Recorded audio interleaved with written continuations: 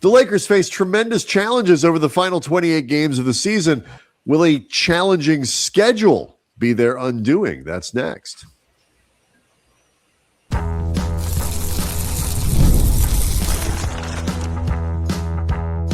You are Locked On Lakers, your daily Los Angeles Lakers podcast, part of the Locked On Podcast Network, your team every day.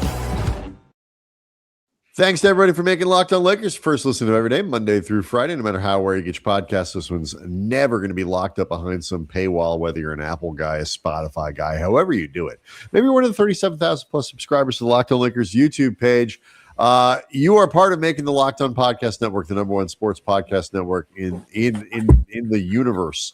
Brian Kamenetzky with Andy Kamenetzky covering this team for almost 20 years for outlets like ESPN, The Athletic, and the LA Times. And it is getting to that post All-Star break stretch run, Andy. In a tightly competitive conference, makes a 4 seed become a 7 seed, a 6 seed become a 3 seed, and all these other things.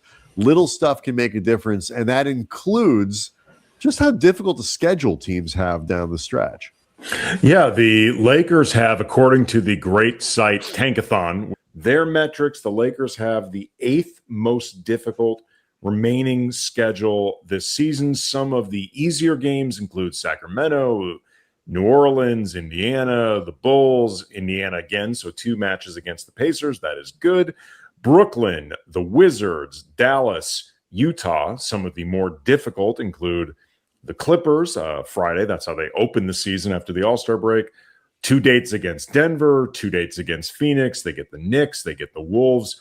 2 dates against the Rockets. They get the Cavaliers, they get the Pistons, and 2 matches against the Thunder. So obviously the ones that are tough are very difficult. They also have 2 games against the Warriors, which I think are middle ground. I don't consider them good enough to be considered really tough. I also don't consider them bad enough, particularly if Steph is healthy, to be bad. And out of respect to Steph, I will put them in some type of middle ground. But even with Steph there, I do not think it's an impressive roster. They need Steph to go Steph in right. Like every game. When Steph plays, there is a threat with them because Steph is that good. You get a throwback game from Draymond, and it's it's a full moon, so like Pajemski goes nuts or something like that. There's like one guy who does, so you gotta pay attention. Plus, I think the Warriors are one of those weird teams, like because of how they play with the motion offense and all that kind of stuff. They can be a little tricky, but I agree with you. They are not that good. Pretty mid team.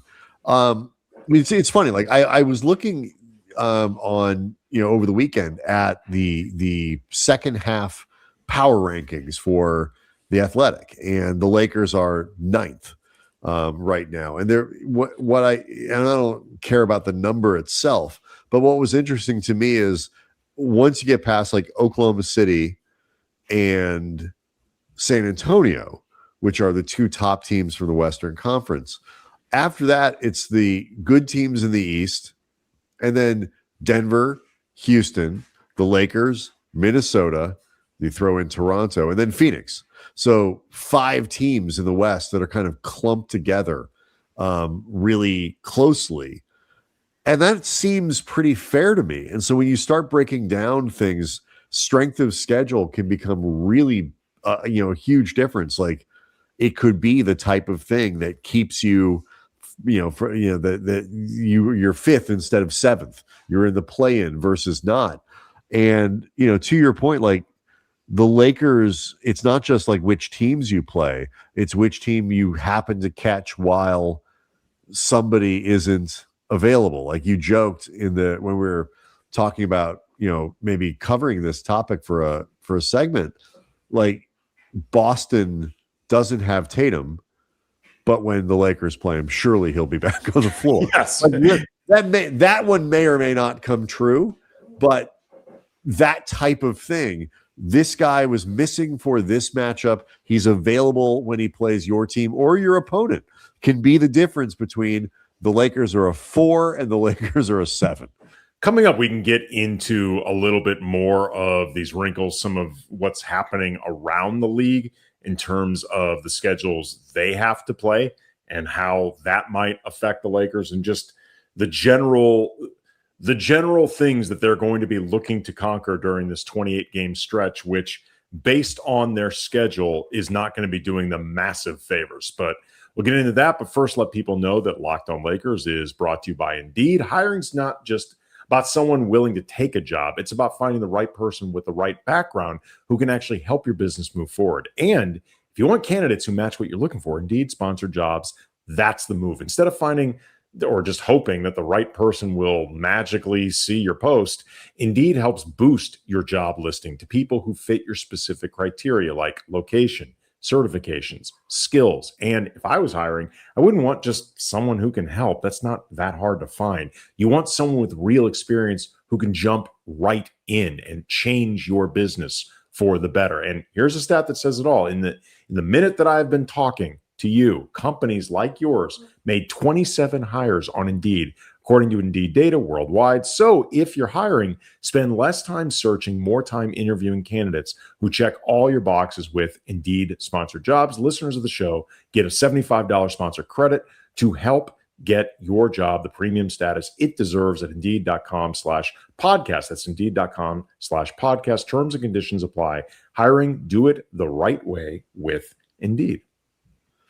Locked On Lakers also brought to you by TurboTax. Tax season doesn't have to take over your life. This year, TurboTax is making it easier than ever to just hand things off and move on with your day. With TurboTax full service, you can have your taxes done for you by a trusted local expert start to finish without the guesswork or stress. They handle everything from W-2s to self-employment forms and work to get you every deduction that you're eligible for. Big time saver, gives you real peace of mind knowing that an expert is handling it, because you really don't want to make big mistakes on your taxes, because that just creates headaches down the road. For a limited time, you can have your taxes done by a local TurboTax expert for just $150 all in if a TurboTax expert didn't file for you last year. So just file by February 28th. Take taxes off your plate. Get back to your life. Visit TurboTax.com/local to book your appointment today. And finally, Locked On Lakers brought to you by FanDuel. The winter games are officially here. And if you're looking for events, locking into them, you can only find on the biggest stage every 4 years. That makes following the winter games on FanDuel awesome. From medal counts to individual events to finding your angle on sports that you care about most. And again, ones you only see once every 4 years.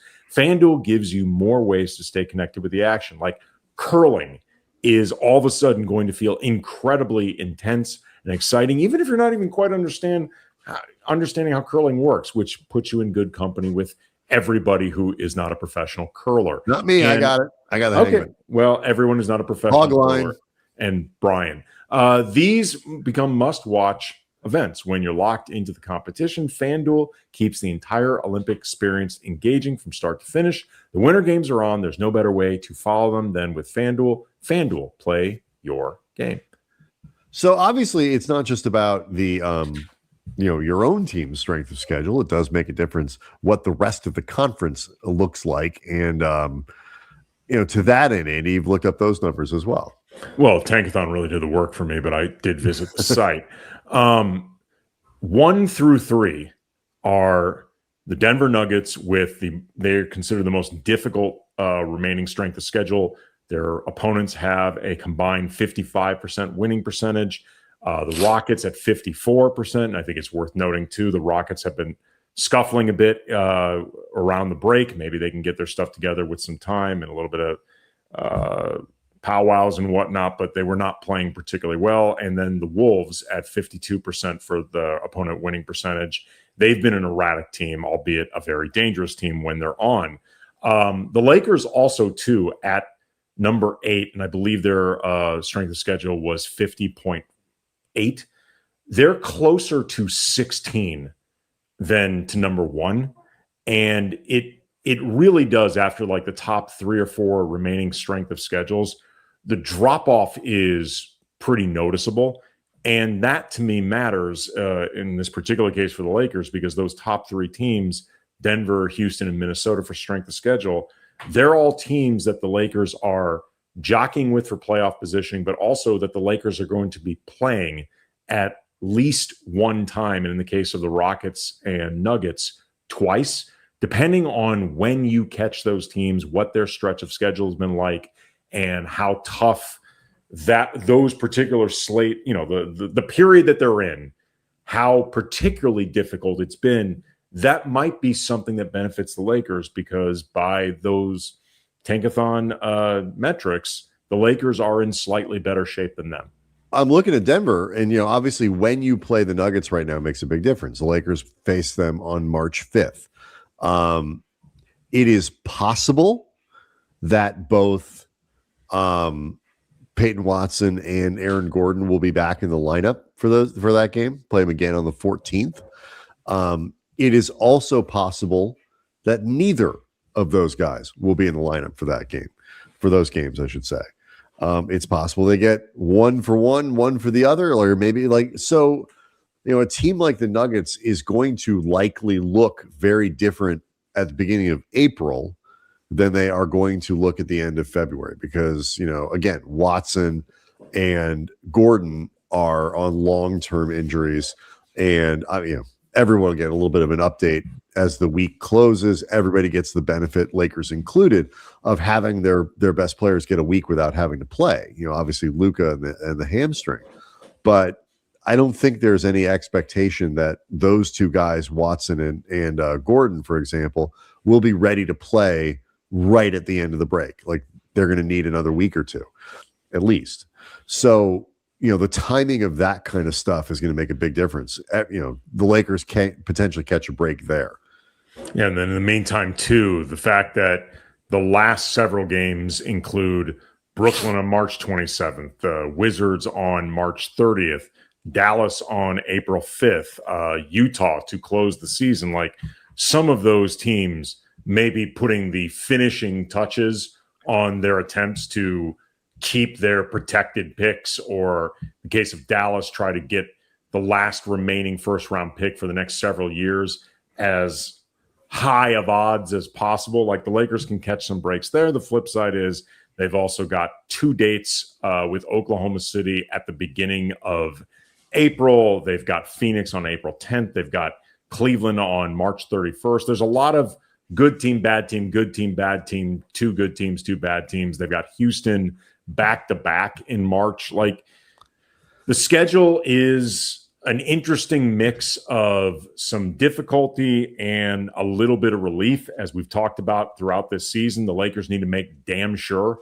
that they are beating the teams that they should. That's the part that really sticks out. Which, to their credit, to their credit, they've been doing a good job of that. But it is also worth reminding, as we close, they are also 11-13 this season against teams above 500. Some of that is the context of who they've been missing, but I'm willing to bet some of those above 500 teams were missing players as well. The bottom line is the Lakers have not done as well against the elite competition as they've needed to really be a convincing playoff team.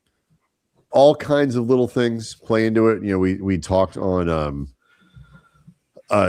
Tuesday's full episode about what the Lakers can do to hit their ceiling. Like, part of the ceiling, like you said, in terms of just record, is whether you're playing your best basketball or not, you can't lose to the Wizards. You can't lose to the Jazz. Someone is going to drop games against these lousy teams and cost themselves seeding. That's going to be one of the things that makes a big difference when you look at the final arrangement of, really, I think, 3 through 7 in the West, which is still kind of up in the air. That's going to be like, teams are going to look back at those 2 random games they lost against lottery teams that aren't even trying to win. And that will be the determining factor. So plenty more to come on this kind of stuff as we get you ready for the second half of the season. As the week progresses, Lakers don't play until Friday, so lots of stuff to cover until then. Locked On Lakers on YouTube, so we can go hang out with over 37,000 subscribers to the channel. Make sure, if you have an idea of what you want to call this little random mini segment thing that we're doing, let us know. We have some ideas, but we'd like to hear it from you. Check out the Everydayer Club, and we'll see everyone next time.